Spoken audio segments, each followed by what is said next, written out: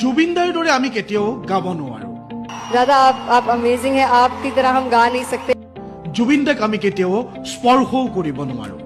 आपको हम छू भी नहीं सकते, परफॉर्मेंस में कह लीजिए, गाने में कह लीजिए।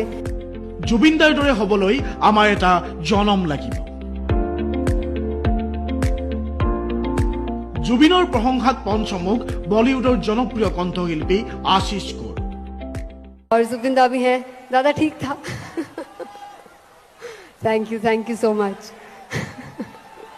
बट सच में आज मतलब मेरे जिंदगी का एक बहुत बहुत ज़्यादा खूबसूरत दिन है, बिकॉज ये गाना और जुबिंदा सामने है और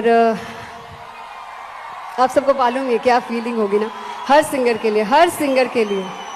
दादा आप अमेजिंग है, आपकी तरह हम गा नहीं सकते, आपको हम छू भी नहीं सकते, परफॉर्मेंस में कह लीजिए, गाने में कह लीजिए। So it's an honour, I am really obliged to be here।